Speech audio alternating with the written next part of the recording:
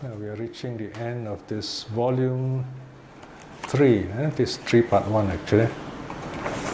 So one or two more titles, but this will take a couple of weeks. Now we have studied a wide range of Buddhist teachings, from very easy teachings to some very difficult ones. Now today we're going to look at a few stories. There are quite a number of stories here. Some of the meanings are very deep, but the title seems very interesting.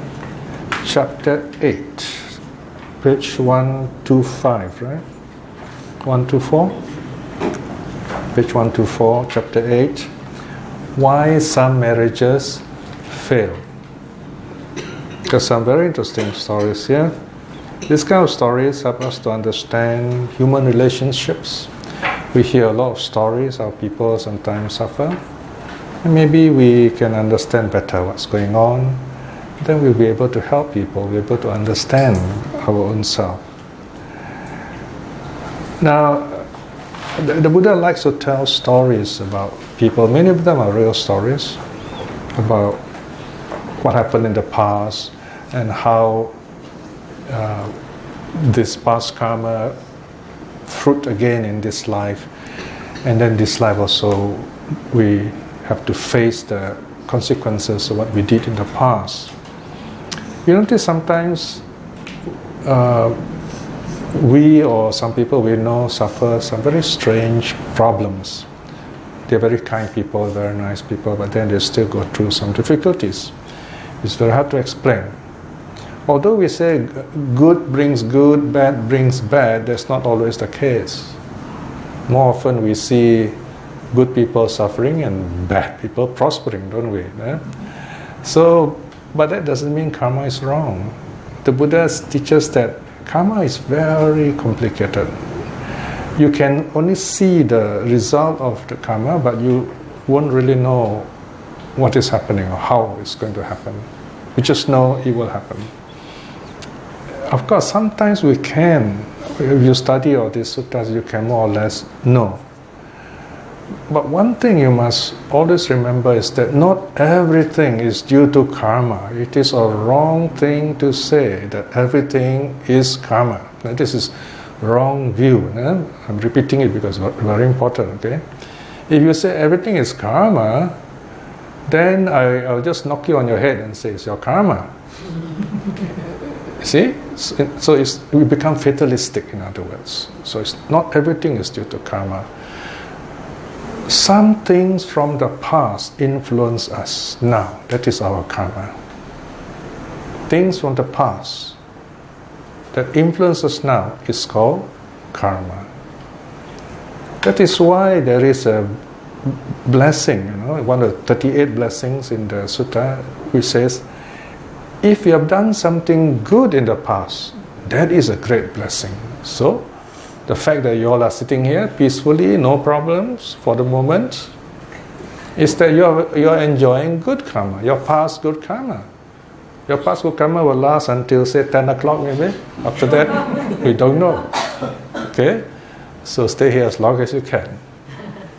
So part of our life is influenced and in a certain way controlled by past karma. That's one influence.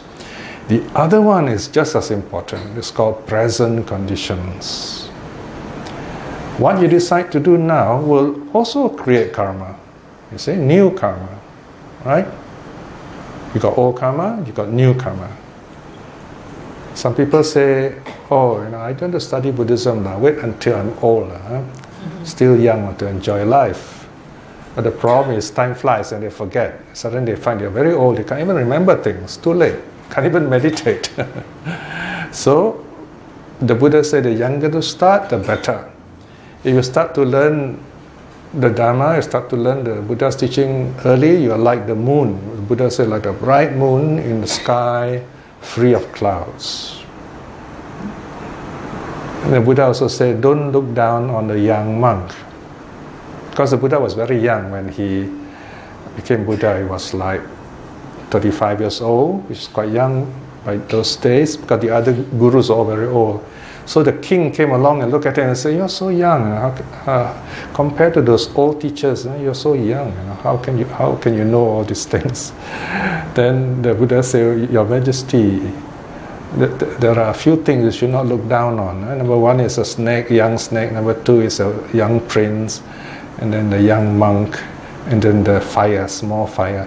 Don't look down on these four things. I mean, you can laugh at a small fire, but you instantly, burn. You can burn the whole forest down. You can burn the whole kampong down. Very dangerous. Small fire, okay. Big fire, disastrous. And then a young prince. I mean, he's a young prince also. So the Buddha is hinting to this young king. He said, if you are young, if people make fun of you, okay, you can't do anything. But when you become king, you will remember and punish this person, right? So the king, of course, agrees. And then the snake, a little snake, you think, it's harmless, but it becomes a big serpent. It's very dangerous, very poisonous. But the last one, the Buddha says, you don't look at a young monk, because a young monk can grow old and wise. Then you will seek advice from him. Right? So there you are. You start young, you have more time to build up your wisdom. I've been studying all these suttas for some 50 years. Actually, I started much earlier. I started around middle teenage, maybe 14, 15 years old. Now I'm 70 years old, so you can see 50 years, So the older you grow, the better you understand the suttas. That's the advantage of age. It's a very good investment. Okay? So don't wait until it's too late. The present moment is the best moment. The present moment is the only time you have. So, past karma, you can't do anything about it. Present moment, you can. You can say present karma, I feel like. Right now, you are creating good karma. By sitting peacefully, you are keeping all the 5 precepts.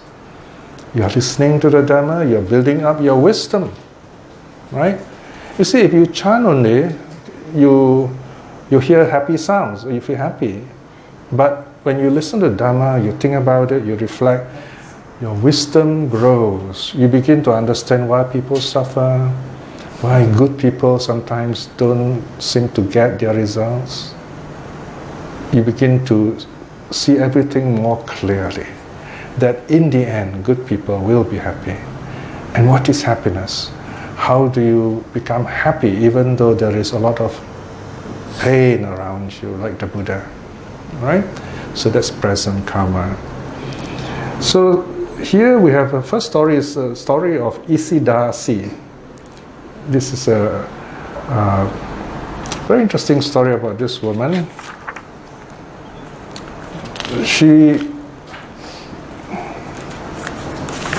Now let's look at her verses. Okay, this comes from what's called a Teri Gata. Teri means nuns.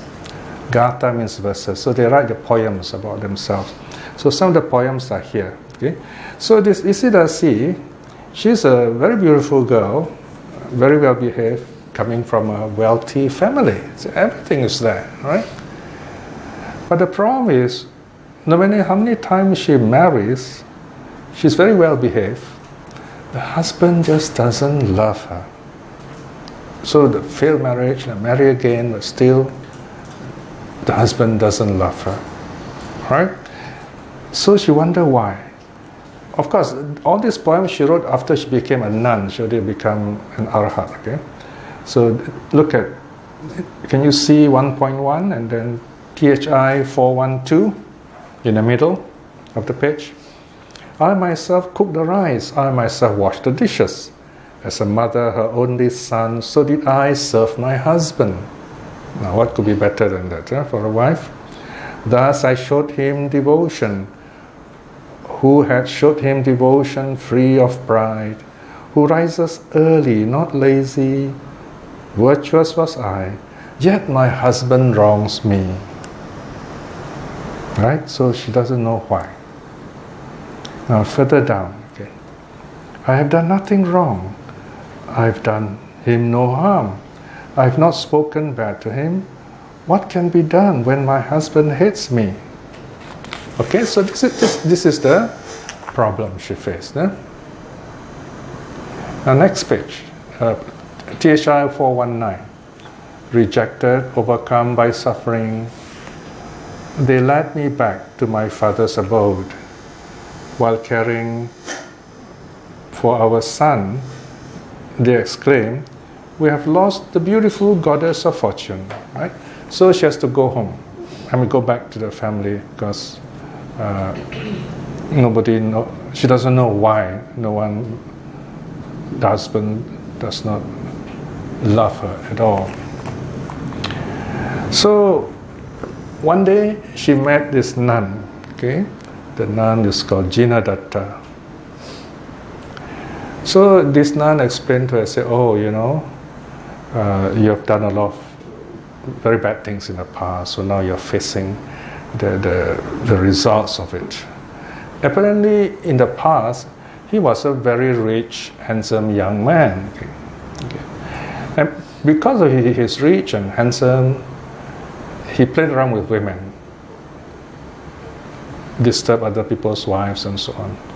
He broke the third precept, in other words. Because he do that habitually, not just one or twice, but habitually, he doesn't respect women.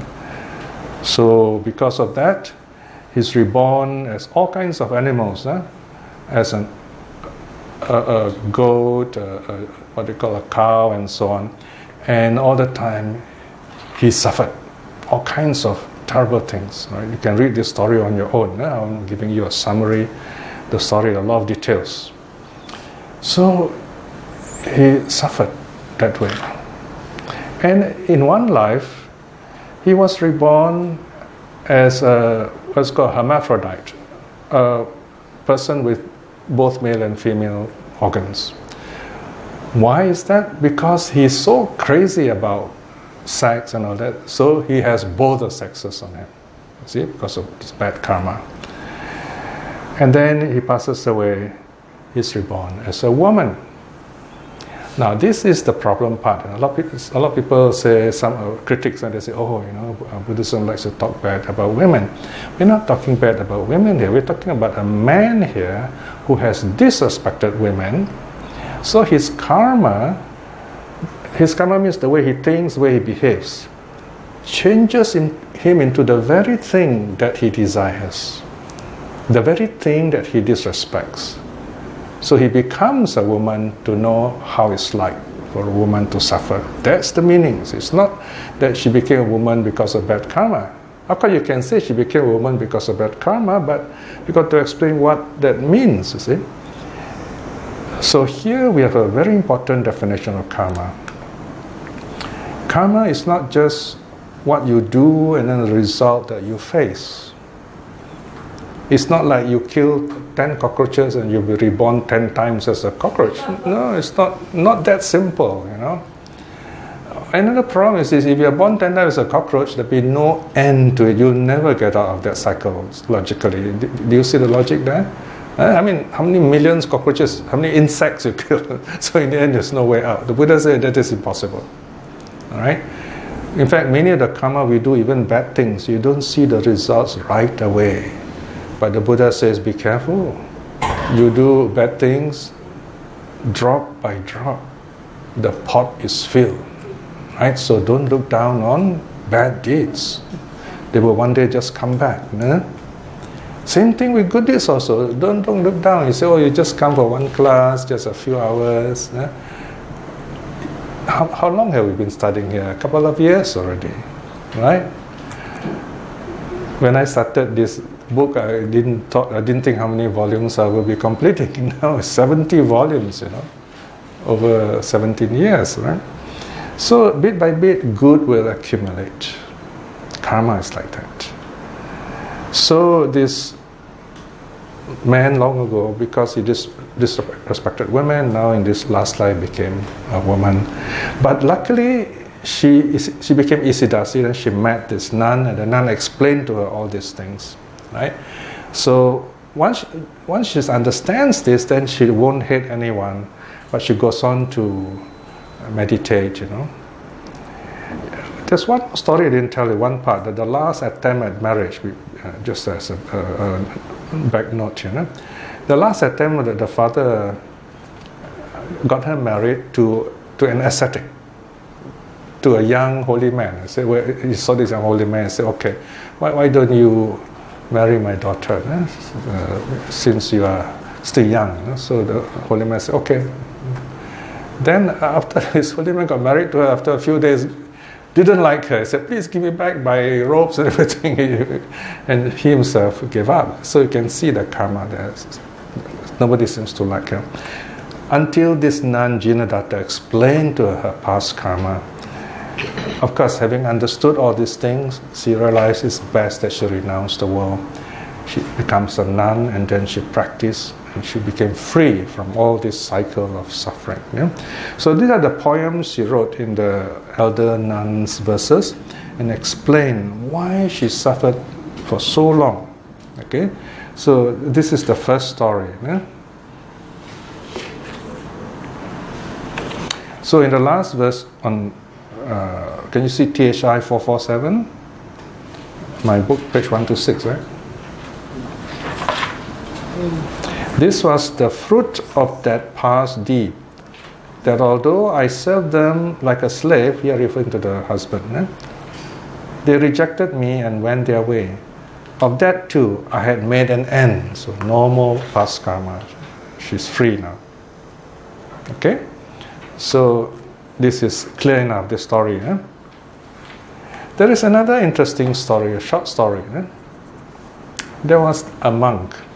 Okay? And he's a very good monk. He goes on alms round every morning, takes his bowl, he walks very mindfully. And when he stops to receive alms from people, some of these people will make fun of him. They will put one scoop in, they said, Venerable sir, this scoop is for you. And then put another scoop. This scoop is for the beautiful lady following you. And he goes to another place, same thing. These people like smiling and, give it to him. 2 scoops or 2 shares of food. She look around behind, there's nobody there. So she goes back. He goes back to the Buddha and says, what is happening here? Why do these people tease me? Why do they give me 2 scoops and then make fun of me? Then the Buddha says, well, they actually saw a beautiful girl following this monk. But only the funny thing is only they saw, but this monk didn't see. See, this image of a beautiful girl is the past karma of this monk. Because in the past, he was a womanizer. So this is the remnant of the past karma that follows him, almost in a teasing way, if you like. So people know. So sometimes we think that, nobody will know, right? But people know. So in this case, everyone knows, he doesn't know his karma. So people, actually in this case, it's quite harmless in a sense. It's just going to embarrass him. He was lucky in a way. Then the Buddha taught him to cultivate loving kindness and so on. And to be patient with himself. And the phantom was gone. So these are some very interesting stories about how sometimes some of the things that we suffer now is because it comes from the past. Right? So we have to create new good karma, and loving kindness is the best. Loving kindness can neutralize a lot of bad karma. Like someone hates you, you keep on showing loving kindness, you find this person has no weapon against you, for example. Yeah? Okay, so now the second story is, this one is a very interesting one, Srima and Uttara. Actually, this one there are 2 big stories. One is about Uttara, the Buddha's a woman lay disciple who is the chief of dana givers who give alms food to the monks. And then Srima is a beautiful woman.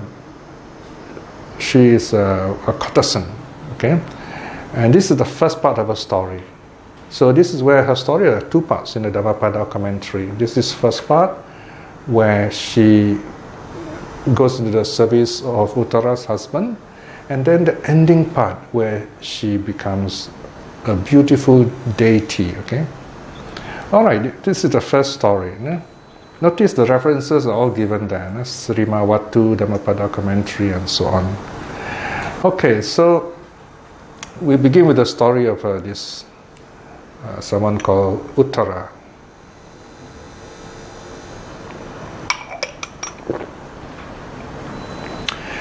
Her full name is Uttara Nanda Mata. This is what's called a metronym, name after the mother of Nanda. Right? So because Uttara is a very common name. So here you see two women, their lives get intertwined.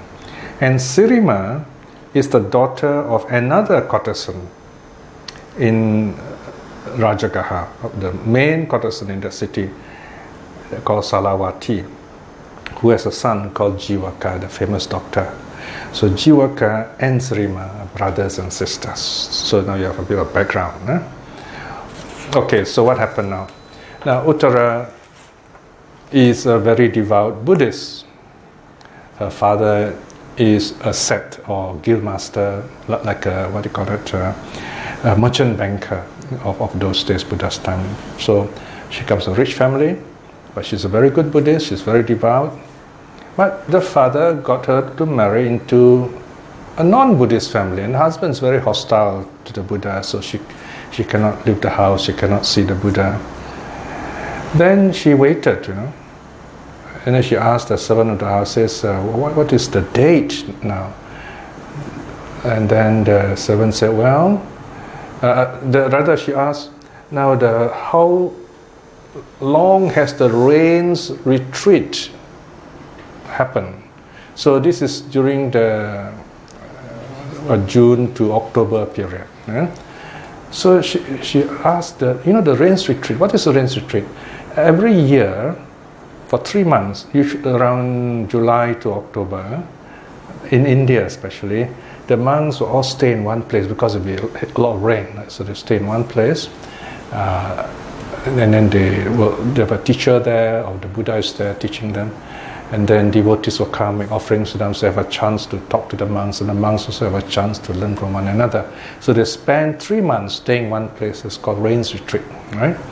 So Uttara was told that 2.5 months have passed, the rains retreat. That means only 2 more weeks.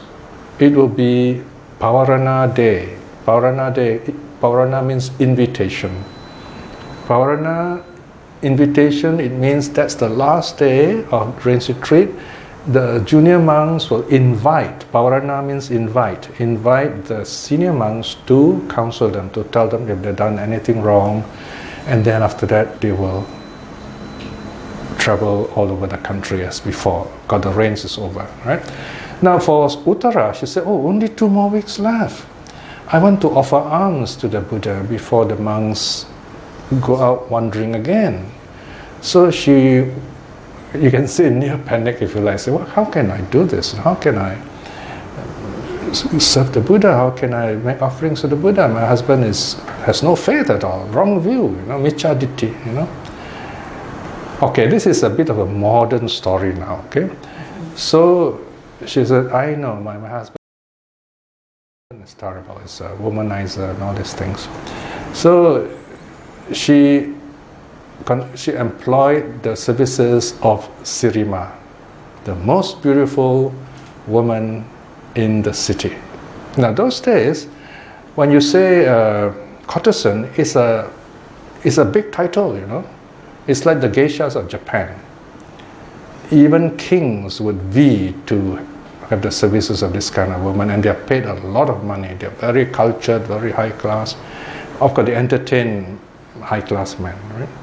So this wife, Uttara, engaged the services of Sirima. Says, I want you to help me for 2 weeks, entertain my husband, distract my husband, so that he will let me off. Okay? So at first the husband said, no, you cannot go. Then the wife said, you look at this woman, Sirima. When the husband saw Sirima, he said, you can go 2 weeks. So the husband's very happy. Okay. Now remember, this is a real story, but it doesn't mean that you're recommended to do this under modern circumstances. You must see the story very carefully. What is the story about, right? So the husband and Srima are very happy. The wife is very happy, preparing dana. She invited the Buddha and the whole Sangha, she wanted to do this all by herself. For the last 2 weeks, she invited the Buddha to the house of all the monks for the last 2 weeks of the rains retreat. On the last day, the next day is Pavarana day. Next day is not over yet. The rains retreat is only over the next night, after the Pavarana night. So anyway, so she was preparing all this nice food and with soot all over her face and oily head and so on. And then she's working in the kitchen, and the husband and the wife is over there, happily walking together. Then husband and wife's eyes meet each other. Okay, the Uttara, the wife, look at her husband and then smile. She smiled because she says, "Look at my husband. How foolish he is. He's so rich. He can use all this money to make merits, but here he is enjoying life and creating bad karma for himself." Okay, she smiled. All right. Now the husband looked at the wife, also smiled. Husband smiled, said, "Look at my foolish wife. Yeah? She's a rich woman, and here he is toiling and cooking and messy, and she don't have to do all these things." So two people smiling at each other for different reasons, opposite reasons actually. All right. Okay, it's not just the two smiling, there is a third person there, right? Who is the third person? Srima. Srima is with the husband, Srima saw them smiling. These Indian movies can be dramatic, alright? So Srima saw them smiling. Actually, the sutta says hasa. Hasa also means laugh, So she's very fierce, she got very angry. He said, "Why are you making fun of me? Huh? You think I'm an outsider and this and that, So you imagine all that, right? And then she took this pot of boiling oil and threw it at Srima. And this is the drama, see? Uttara, all right? So now, what Uttara actually is doing is sending loving kindness out to both of them and say, "Oh, these people are wonderful. May you be well and happy because you are doing this. I can make all this dana to the Buddha." So she's so full of faith, you see. So when the oil spilled over her, it didn't harm her at all because she was filled with loving kindness. Loving kindness protects us. Okay? Then suddenly Srima got terrified. She said, "Oh dear, what have I done? There's something wrong here, So now the story changes, you see. So this is very interesting. You see the way that Uttara brought Srima into the story and so on. It's actually in a way for the benefit of Srima also. So Srima tells the Uttara, "Please forgive me. Please forgive me." The Uttara said, "No, I cannot forgive you. Only my father can forgive you." Then Srima says, Okay, sure, your father, the Punaka, the rich man, I will go to him and bow to him and ask for forgiveness." And he said, No, not that father. That father gave me birth in this world of suffering. That father brought me to be born in the cycle of life. I want you to ask for forgiveness from the father who is going to take me out of this cycle. All right? And he said, "What are you talking about? Who is this father? He's called the Buddha." Then Srima says, "Never heard of the Buddha." I said, "Okay, you'll meet him tomorrow. He will come. Tomorrow is Pavarana day, so it's a big day. He says, tomorrow he will come. And you talk to him. You ask for his forgiveness. If he forgives you, I too will forgive you." So this is a story of forgiveness, all right? So the next day came, the Buddha came, alms was offered, everyone was happy. Srima goes to the Buddha and asks the Buddha, "Please forgive me." And the Buddha said, "Well, what wrong did you do? right? What did you do? And then she explains everything. The Buddha, of course, smiled and said, yes, that's very good, what you have done. So, okay, in that case, I will forgive you, all right? And then the Buddha gave a beautiful teaching. Okay, so let me just read to you this part. Is it page 128, my book here? 127. Section 442. Can you see 442? Oh, you don't have 442. Okay, Uttara said, I suffuse her. Can you get that? 4.5. Uttara said, I suffuse her with loving kindness and thought to myself, my friend Srima has done me a great service. Excellent, Uttara, excellent, said the Buddha. This is the right way to overcome anger. And he added the verse. So the Buddha spoke this verse specially for Srima, verse Dhammapada 223. Overcome anger with non-anger. Conquer bad with goodness. Conquer the miserly with generosity. And the liar with truth. Okay, so this especially. So here you got the Dhammapada verse and the story behind the Dhammapada verse, right? Then the Buddha delivered a discourse. The Buddha gave a teaching, at the end of which Uttara won the fruit of non-returning. Wow, look at this woman. She became a non-returner, and she's a woman. I mean, a lay woman, That means she has no more worldly desire. Okay, one more step, Arahat already. Her erstwhile unbelieving husband and parents-in-law, they all became stream winners. See, everyone benefited. As did Srima. So Srima also became a stream winner. Okay, so the story stops here. How Srima, the courtesan, the social service girl, became a stream winner. Right. So the story stops here for a while. Okay, now let's look at the concluding part of the Srima story. So Srima has become a stream winner. So from being a courtesan, she became a stream winner. The Buddha converted almost all the famous courtesans of Rajagaha anyway, of India, northern India at that time. They became great saints. So you have this beautiful woman now dressed very simply. Of course, sometimes she's rich, so she has jewels also, and she makes offerings to the monks. She would give what's called something like lottery ticket. In other words, like maybe 5 months, 8 months, would go to her house every day. So now the story changes, okay. In fact, if you look at your book this time, the 5.2, the new title is called Srima and the Lovesick Monk. All right. So when Srima started offering dana to the monks, especially the young monks, they go back and they say, oh, this Srima, such a beautiful lay devotee, they're so happy. And of course, that's all it is, But there's one particular monk, probably past karmic connection, who you can say actually fell in love with Srima. So he goes to the house just to make sure to see her. Right? Now it happened that day Srima was sick. She was very sick. So she couldn't come out. So the servants made her offerings. And then the monk ate.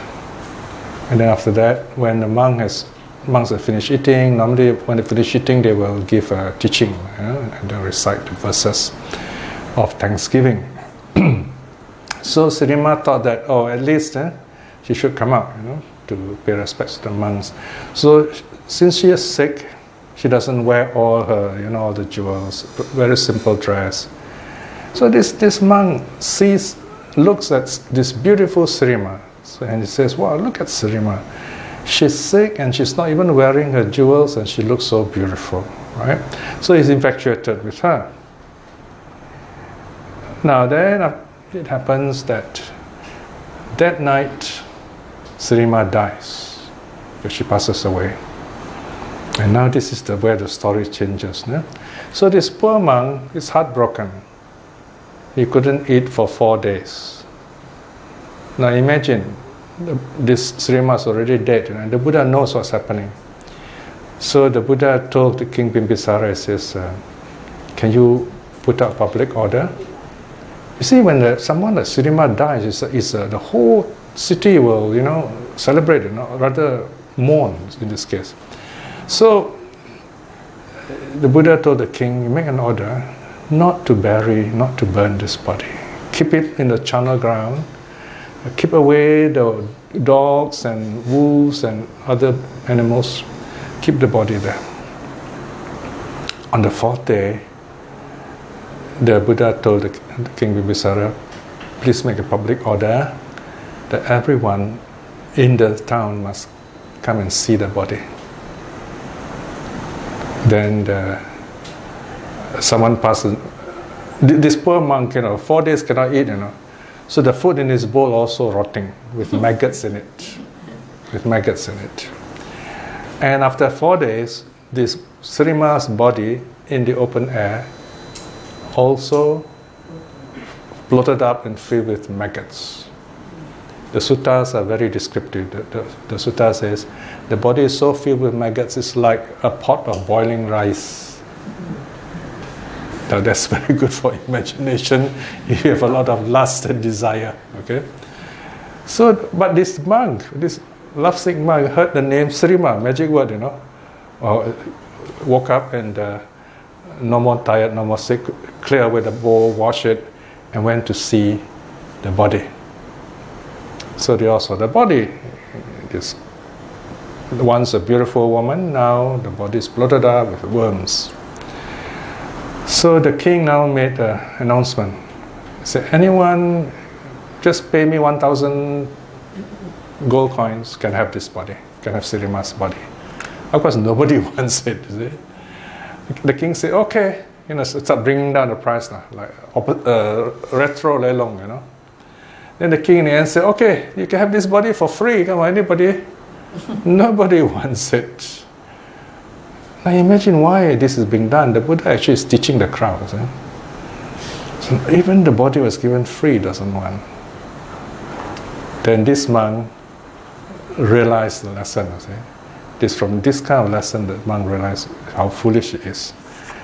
It is in this connection the Buddha gave this very important sutta, which is taught to a lot of nuns, a lot of women, called the Vijaya Sutta. Okay, what page is it? 141. The Vijaya, the victory discourse. Yeah?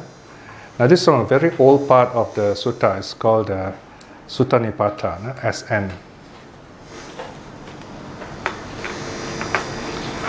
When walking or standing still, sitting or lying down, one bends, one stretches. This is the movement of the body.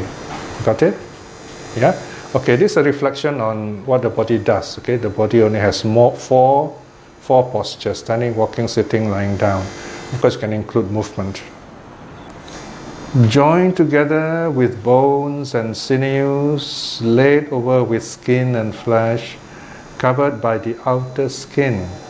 One does not see it as it really is, right? This body is covered with the skin, very nice, but we don't really see what it is. This is a reflection, you see, all right? Feel with gut. Gut is your stomach, yeah? Feel with the belly. Belly is the food that you eat inside the belly. With the lobe of the liver, the bladder, the heart, the lungs, the kidneys, and the spleen.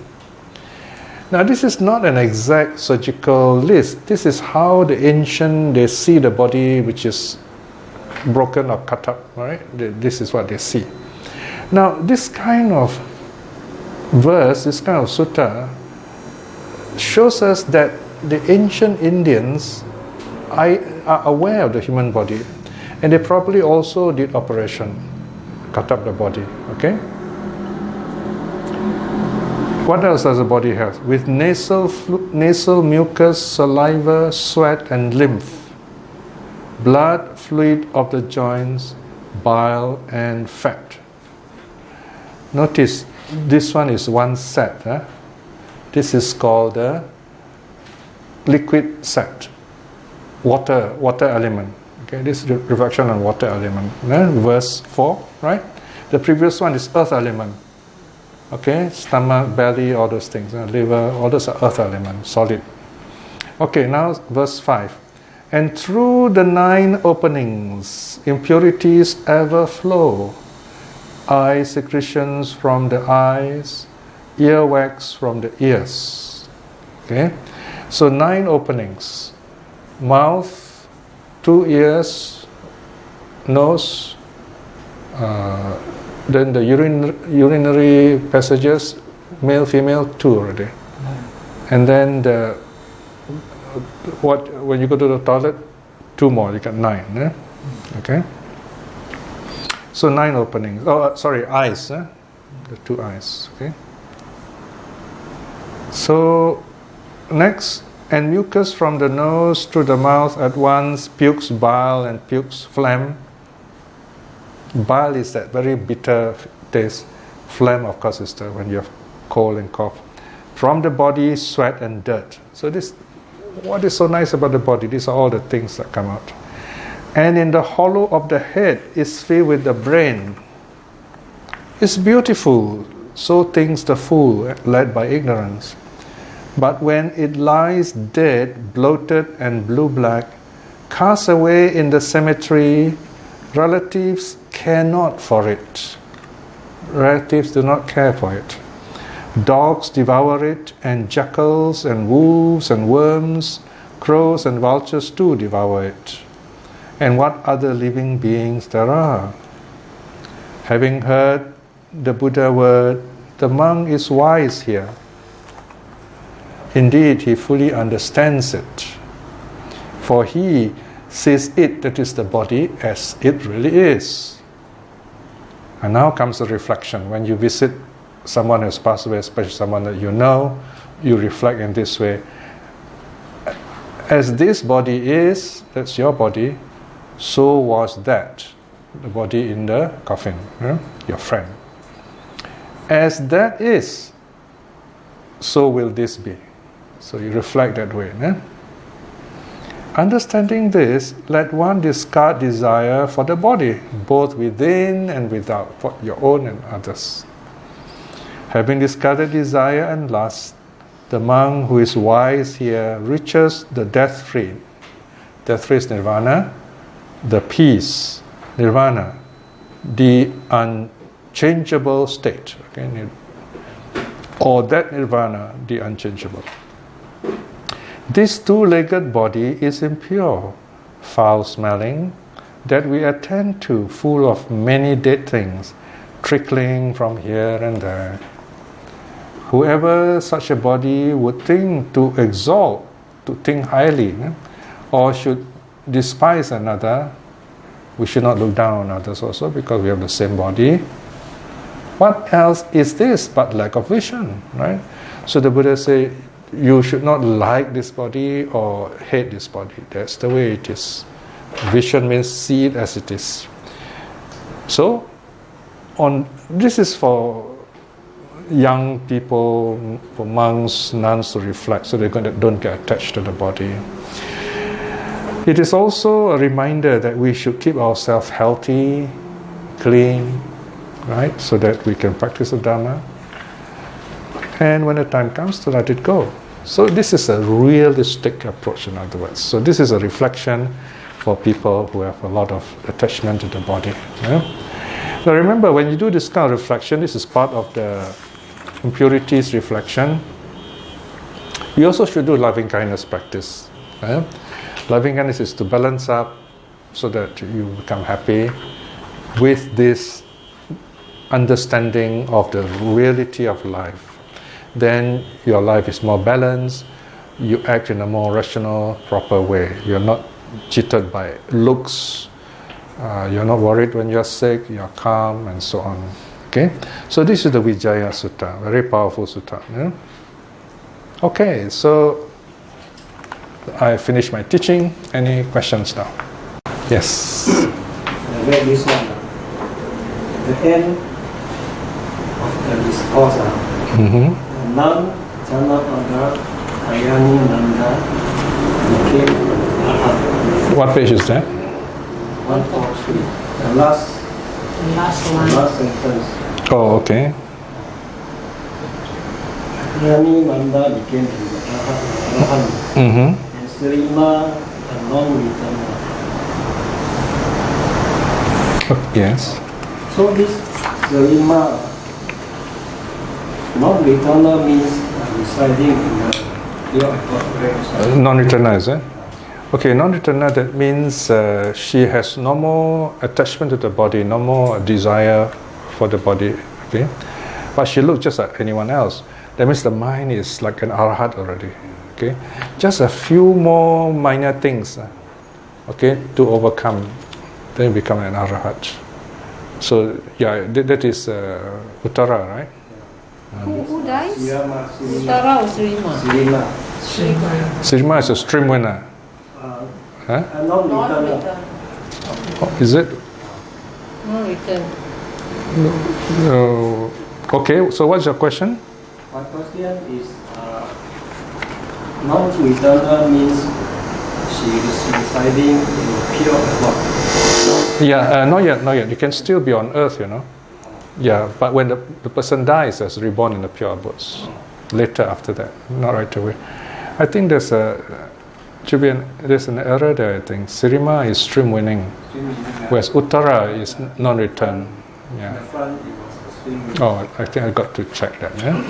Yeah, okay. Yeah, thanks for pointing. And then, What's the number? I refer to page 138. Okay. 138. What's the paragraph number? 5.2.2.3. Okay. All right. Then it says, seeing the Buddha, the monks in the crowd around the corpse, the Deva maiden. Ah, okay. Oh, okay. Yeah, that part I didn't forgot to tell you. Okay, so Srima died, you see, right? And then she's reborn in the Tavatingsa, I think, as a beautiful Deva with 500 servants. So she's very happy because of what the Buddha has taught her. So she comes down and pay respect to the Buddha. So that's the meaning here. So this means that looks like she was in the Deva realms. Yes, she's in Deva realm. But then this one is a non-returner. Yeah, exactly. I think that should refer to Uttara. Non-returner refer to Uttara. Srima is stream winner.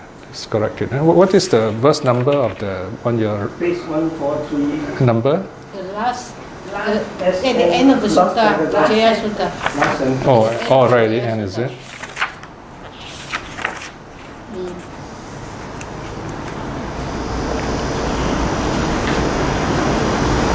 Oh, okay.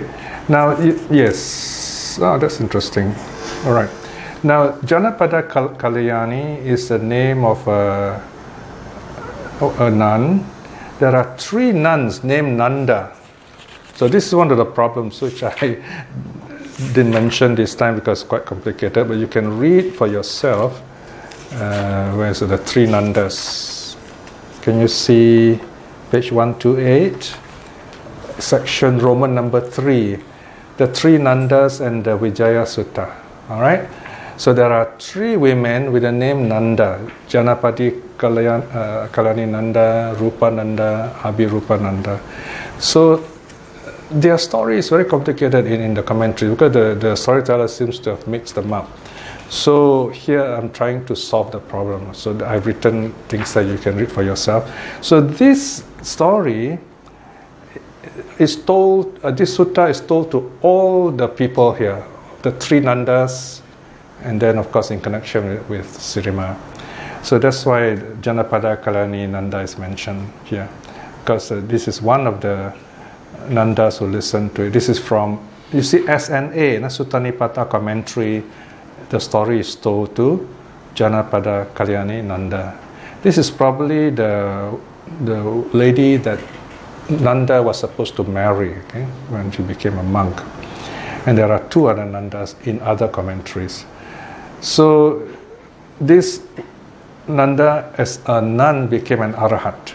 Sirima, the deity, was a stream winner, so she upgraded herself, became non-returner.